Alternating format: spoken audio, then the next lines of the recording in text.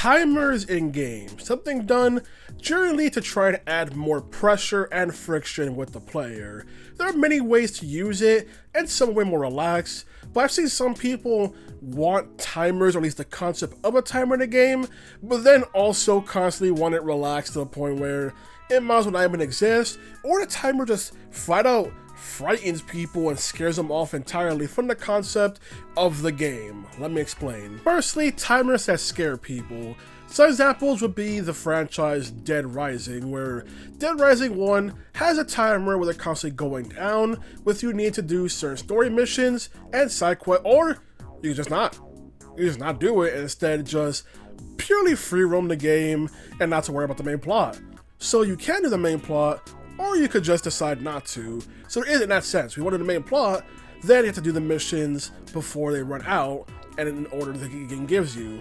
But I've seen many people afraid of this, because the idea of this timer feels like it's more stress for everything.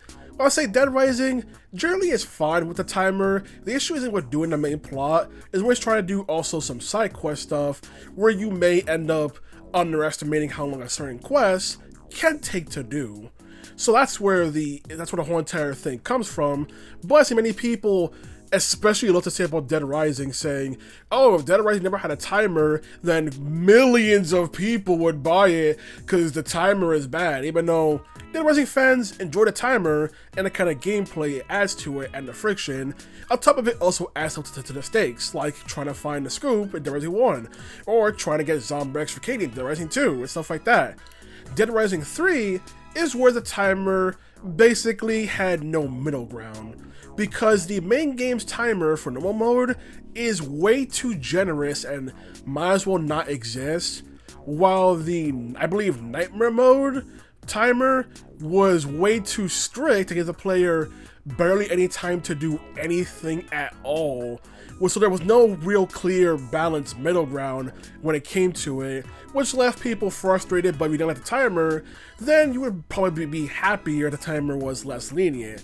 Then Dead Rising 4 omitted the timer entirely, but there wasn't really much in the free roaming world to really explore for. So despite having this newfound freedom, there wasn't really much to do with the freedom. That's more of a Dead Rising 4 issue than anything else. But it's one of those things where the franchise had a timer, it was known for it, some people were afraid of it, but clearly with Dead Rising 4's reception, a lot of people who thought to be interested if there was no timer just weren't interested in what Dead Rising was to begin with, kind of thing. So that's a case where a timer frightened people and they were too scared to try the franchise, but ironically, it did better when it had the timer than when it was removed. Another example would be the Atelier franchise, where many entries have a timer, generally either being one massive timer or being a monthly timer where you have to fulfill a certain task within that time period. Once again, the latter part of that generally intimidated people because of, you have a timer to do a certain task, so people are scared that they may not be able to fulfill it, get paranoid, and are not playing the game.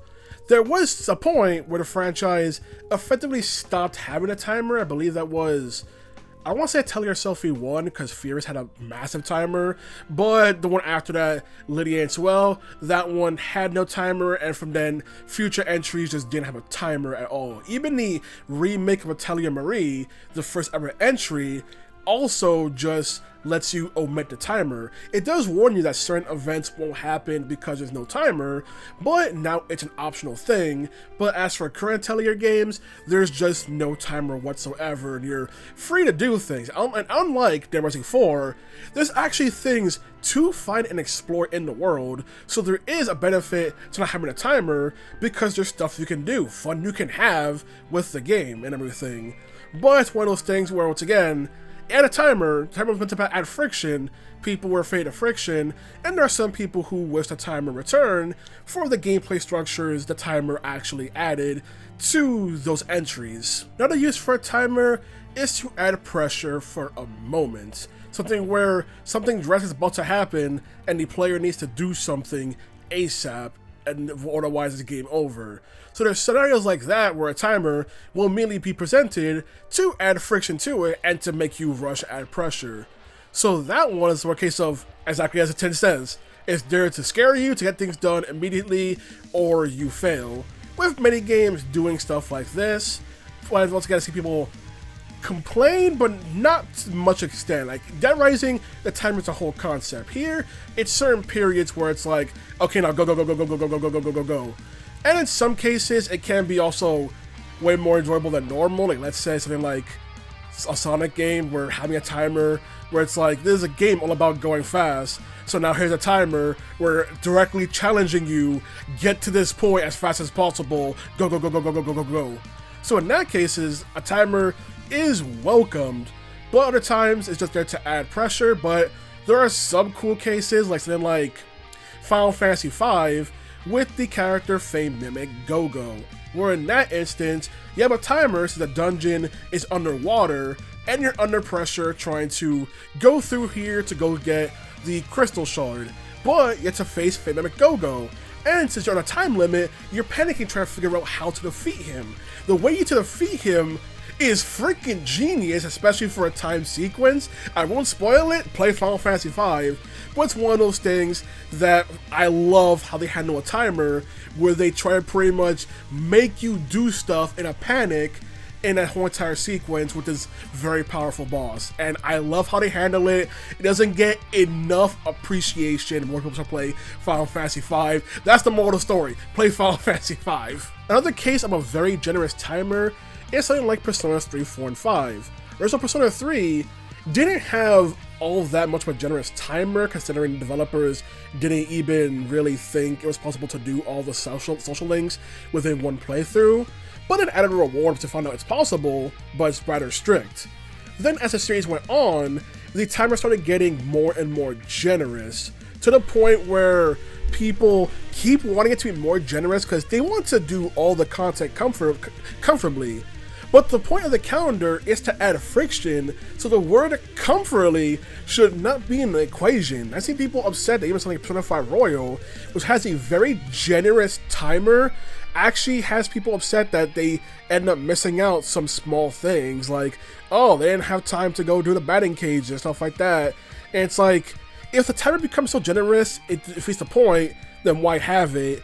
But people still want the timer. They like the idea of what it brings to the table, even if they complain about the actual reality of it. So like Final Three Houses suffers because of the calendar, because that game's entire first half is now way longer as a result, and that's a game meant to be replayed, but the important differences in the routes are in the second half of the game, not the first half, and the first half is a longer part of the game. So the calendar actually shoots it in the foot if you're trying to replay the game. So there's stuff like that where you get the idea what developers are going with the friction, but if there's no friction in the mechanic, why have the mechanic? Or, in the case of Fire Emblem Three Houses, if you're trying to make the game about replayability, then the calendar kind of clashes with it. Like Dead Rising has a calendar, but those games are short. They're like 6 to 8 hours for their games. So the calendar dictating the entire pace of the game isn't that actual bad in reality. But on an RPG, it's way longer. Having basically your playtime dictated by the story's pacing becomes infuriating. Also, to add the case of Persona, it's also the fact that you can do an entire dungeon in one day if you're good enough, but then you can't do a social link in one day, so it highlights the inequality of the counter system, where certain things can just take an eternity within the gameplay, but then other things are like, nope, you need to spend this many days doing this social link, and it's like, you see the balance being off. The Legend of Zelda Majora's Mask using a timer is also a unique case because it also allows a player to rewind time back to the first day, resetting everything, which not only means that you can pretty much save yourself from a bad ending, but it also means that all the progress you made in a side quest have also restarted, which means developers could do certain things like having side quests with multiple outcomes instead, which is a very cool way of handling a game with a timer. We're able to pretty much just mess with the stuff in the game and do stuff like that. while the progress you make in the main dungeons, so long as you've completed them, will remain the same, although the build-up to them will reset, but the dungeons themselves will retain their status as being completed. So there is stuff to alleviate it, and also the fact that you can also slow down time, maybe talk to certain NPCs and find out a method to do so. So there are ways to alleviate things, but the time is still going down no matter what, as it's only about a 3-day cycle. It's not a whole lot of time, but the game makes great use of it by essentially having so much stuff in the game that only happens on certain days, and the different outcomes they can have, so you have a reason to redo a quest just for a different outcome to get a different reward, or see something different happen, which is a very cool way of doing a timer in a game, making it something that the player has essentially almost full control of it, especially in the 3DS version, and basically use it to give different outcomes, different rewards, experimentation, stuff like that. Or you can find out about side quests in day 3 and then go, okay, well, if I come back here earlier, you rewind time, go back there earlier, and I'm able to side quest, I can do it sooner to get a different outcome. Stuff like that is a very cool way of handling a timer, making it something the player themselves have full control over. And you're asking, does that mean the chance of failure is pretty much non-existent because the player will always know to rewind time before things are up? Yes, that is true. Trying to get a bad ending is something you have to accidentally have happen. But it does also mean that the friction of timer is still happening, because rather than needing to do it in time for the main quest, it's now side objectives that require certain events in order to pretty much progress. Last kind of timer I'll mention is a timer. While though it's counting down, you can do things to alleviate it to give yourself extra time to complete the task. One I remember that pissed me off as a kid was the game X-Men Legends, I believe it was called, where there was a ship level where you had to save all the people on the ship, but there were holes in the ship or water was coming in. And I believe you could play as characters like Cyclops, Storm, and Magma. I believe Magma required to be on New Game Plus, where you were able to patch up holes as you saw them, which gave you more time to complete the task. But I just remember being frustrated and not being able to find everyone and constantly getting a game over because of it. But it's one of those things where, although the challenge is not just save all the people, it's also patch up holes on your way. So now you have the challenge of rearranging your team in order to fit this task, which gives you more incentive to try out more of the roster in order to use them, which is a cool way of handling a timer, giving you more of a reason to experiment with the game. You didn't use these characters much because they're the only unique characters who have the ability to support this mission, which is a very cool way to use a timer. And it gives more control to the player, but not absolute full control to it, to where there's still friction with the timer, and you feel the need of gotta hurry, you know? That's just what I want to go over, timers in games and the different ways games use them, where some people understand they get frustrated and not want to play a game just based on it being around a timer, while some people like the idea of a timer, but not the concept itself, or else some games will spring a timer just to add pressure, or maybe spring a timer just to try and pretty much make you panic and make dumb decisions, which is entertaining to see. So I just want to talk about how timers in games are generally used. I'm sure there's many more examples, like I mentioned the X-Men Legends example, but I know many racing games will have timers where you have to reach a checkpoint or to add more time and everything, but that's a lot of racing games to go over, and I can't think of any on top of my head right now. Actually, I can think one, probably Sonic All-Stars Racing Transform does that for certain challenges for racing, so there is that one. But that's all I gotta say about the topic. Alright then, go out there, play games with timers or without them. Choose your preference how you want to play the game, but when a timer springs up in the middle of the game, you better get your ass ready and gear. Go!